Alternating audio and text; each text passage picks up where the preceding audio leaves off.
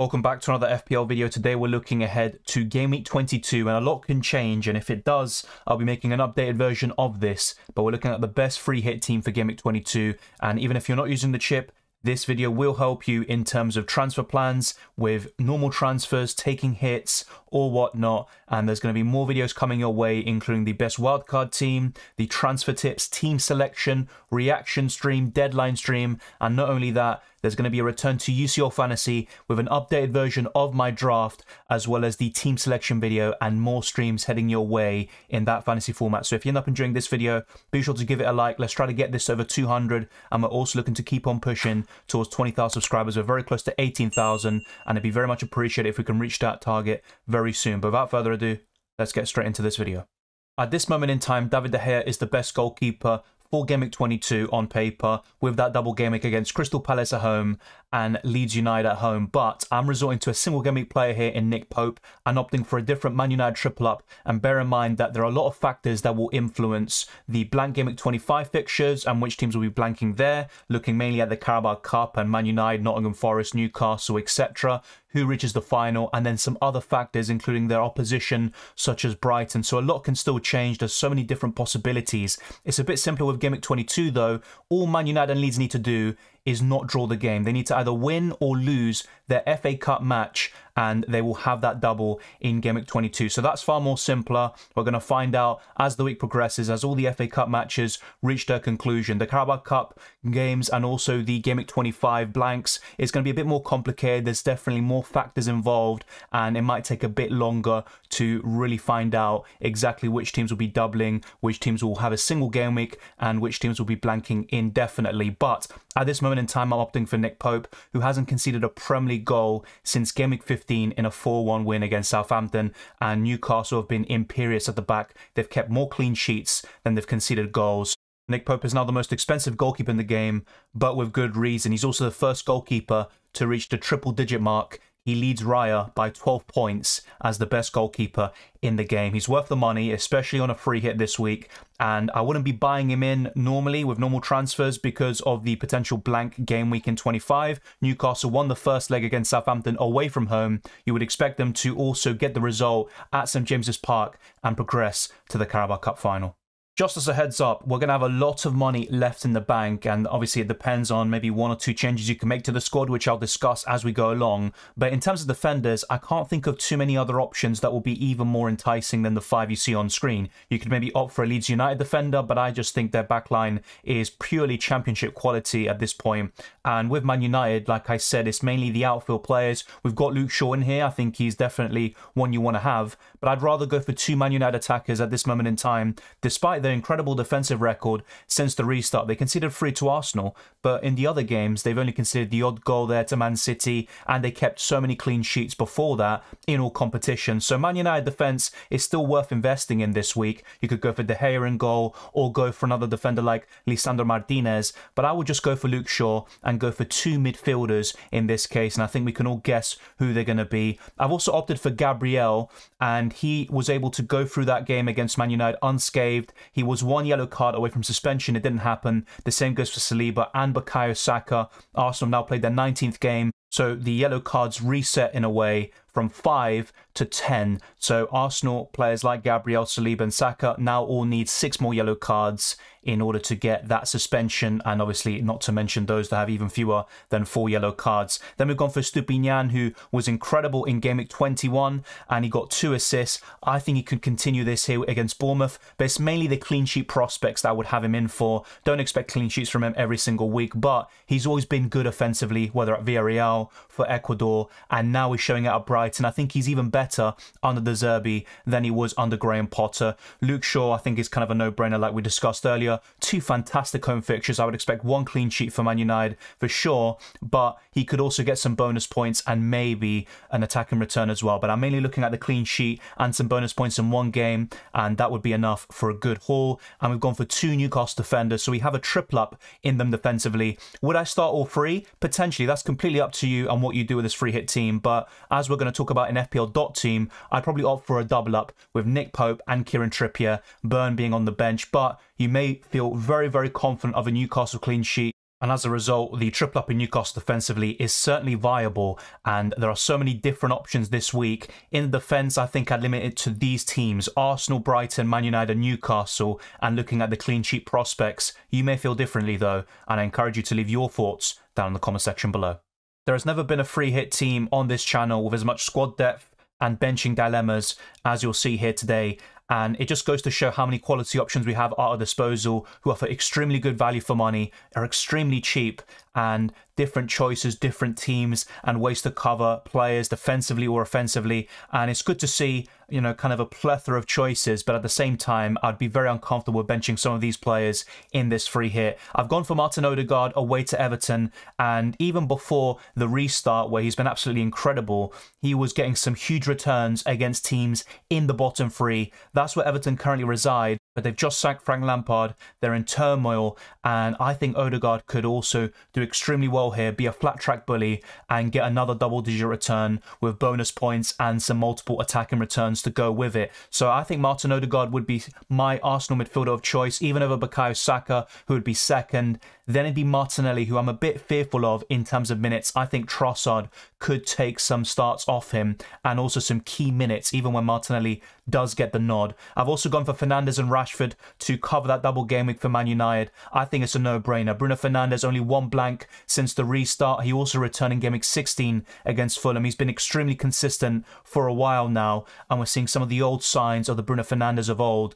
And it's been a long time, and over the last year or so, I've never really considered Fernandes as an FPL option, but that has to change right now with two excellent home fixtures, a double game week which Bruno Fernandes loves, and he's got some really good underlying numbers which we've covered in recent streams as well. So I would go for Bruno Fernandes, and I'll be discussing him again in some of the upcoming videos as well. Don't worry about that. Marcus Rashford has been in the form of his life, mirroring that of when he first burst onto the scene in 2016. I think he's an extremely good option right now. He's a must-have in game week 22 if Man United have this double in the end, which of course depends on the FA Cup, as we touched upon in the beginning of this video. Rodrigo is the only Leeds United player that's going to be featuring in this video. He's the best FPL asset as far as I'm concerned. Bamford has come back, and that could also play a role in limiting Rodrigo in terms of the positions he occupies, and he'll be playing just behind the striker at times. But Bamford is making cameo appearances off the bench. I think he's going to be managed by Jesse Marsch, and I'd still go for Rodrigo if he had to go for any Leeds United midfielder. Would I buy Rodrigo in my normal team? I probably wouldn't, but on a free hit, I would take the chance, have him for 1 week. I wouldn't want him beyond game week 22, to be honest. And the likes of Matoma, Arsenal midfielders, Fernandes, Rashford, not to mention many other choices at your disposal like Mahrez. I'd rather go in that direction, and that's why I wouldn't recommend Rodrigo as a normal transfer. The last midfielder is Matoma. I still like March, who missed a really big chance created by Matoma at the weekend, and it was very frustrating to see that. And before game week 21, March had 10 bonus points and Matoma had 1. I always said this with Matoma, on the eye test, he's the more exciting player, the more dangerous one. He did score a kind of low XG shot, but Matoma has that quality, and he's been very impressive. I think he's scored or assisted in every single game since the restart, bar one. So he's been very consistent. I still like March. I also like Matoma and McAllister. They're all really good options on paper. Matoma will be the flavour of the month right now, and rightly so, but I don't think there's a huge difference between him and the other two Brighton midfielders. To conclude this team, we have a front three of Ivan Toney, Erling Haaland, and Eddie Nketiah. There's some key omissions you could argue in this squad. I'll discuss them very briefly, and there's some things to talk about, not just about game week 22 and the free hit, but also long term. I would get Ivan Toney on a free hit, there's no doubt about it, and I like him a lot for game week 22. If you have him, I definitely hold. But would I buy him in this week? Probably not. I got him in around game week 20 for the fixtures against Bournemouth, Leeds, and now Southampton. And whilst he's got some good fixtures long term, I'm very concerned with a potential blank in game week 25 and also facing Arsenal away in game week 23, where you'd probably want to bench him. And if you are looking for a striker, maybe you've got an Ivan Toney, Mitrovic who could be injured, Martial, Darwin Nunez, and you want to sell them and maintain free forwards, I think Eddie Nketiah is the answer. The problem with that is that you might want some Arsenal midfielders like Odegaard, Saka, also the defenders like White, Saliba, Gabriel, Ramsdale in goal. You might have a triple up already, and I think the preference in terms of Arsenal attackers is to cover Odegaard and Saka, and I definitely maintain that belief. However, it might make more sense for a lot of us to go for an Eddie Nketiah up front to replace an Ivan Toney or Mitrovic, and that could be the solution for you. Stick with one Arsenal midfielder and also one Arsenal defender. Either way, they're all good options. Gabriel Jesus is not expected back for at least another 4 to 5 weeks, and Jesus, you know, whilst he's a really important player to Arsenal, I don't think he'll be rushed back in with the form that Eddie Nketiah is in. He's been in terrific goal-scoring form, and in terms of XG per 90, he's actually only behind Erling Haaland, so he's a really good option right now. He obviously proved himself to the highest level against Man United with a brace, a really crucial one, the equaliser, and also a late winner. And I wouldn't have any doubts about Eddie Nketiah losing his spot for the foreseeable future. He's a cheap option, really low ownership. I think there's a lot of boxes that he ticks. He's got the double game week in 23, and he doesn't blank in game week 25. The last striker is, of course, Erling Haaland. He does face Tottenham away, and Harry Kane's the other kind of bigger mission. He could do well against Man City, but I would go for a front three like this. I think that will do the job for you in game week 22. If you're looking for a front three long term, I think the answer simply lies with Harry Kane, Erling Haaland, and Eddie Nketiah. We'll discuss this in the best wildcard team video as well. But for game week 22, I'd go for something like this. And even though you've got a Nonto from Leeds who's been looking really impressive, you can maybe be tempted by a Bamford, a Weghorst, or someone like that.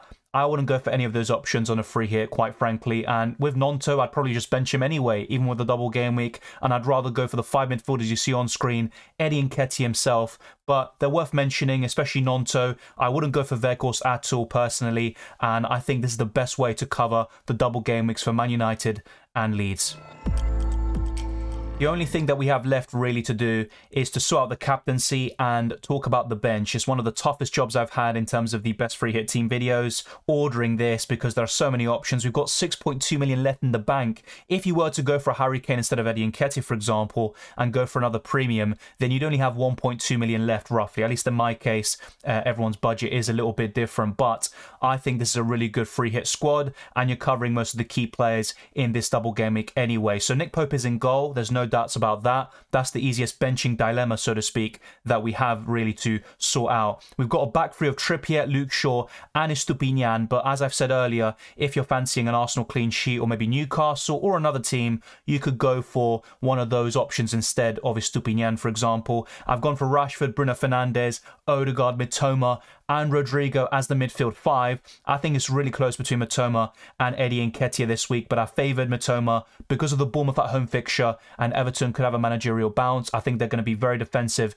against Arsenal, and a front two of Ivan Toney and Erling Haaland. The captaincy, whilst you can consider Erling Haaland or someone else, I think this is the week to go against the Norwegian. Despite the hat-trick he just scored, I would go for a Man United player. Luke Shaw's even one to consider, but I would go for either Rashford or Bruno Fernandes. If you're looking to chase rank and be a bit different, I think Bruno Fernandes could be the perfect differential captaincy option here. I'm considering from my own team, but Rashford's the one in form, and whilst Fernandes is also showing good form, albeit, I still think Rashford is on another level at the moment, and this is the best Rashford we've seen for a very long time. He's scoring goals in pretty much every single game, and he scores a lot of goals at Old Trafford, especially in recent times, so I think this could be the perfect week to even triple captain him. Remember, if you are using the free hit this week, you can't play another chip, so just forget about that. But if you aren't using the free hit, triple captaining Rashford is definitely on the cards, even Bruno Fernandes, Luke Shaw, but I'd mainly look towards Rashford first, then Fernandes second, and Luke Shaw third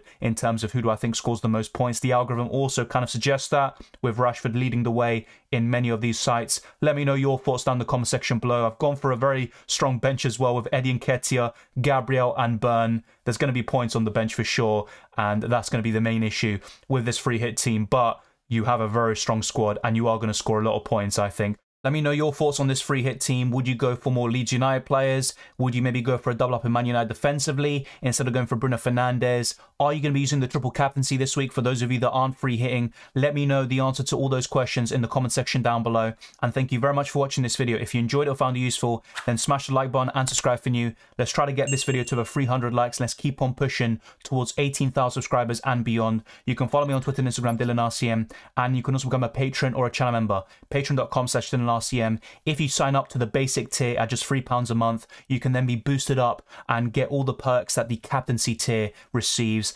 which is the one at £5 per month. So be sure to check that out, and we are looking to grow our community even more in all of these platforms. The Discord server is in the description below. The same goes for the FPL League. So there's a lot of stuff to check out in the description with so many links to different social media platforms. Thank you very much for watching this video. I hope you enjoyed it. I wish you all the best of luck for Game Week 22. Enjoy the FA Cup and the Carabao. Let's see the impact they will have on FPL, and I'll see you next time.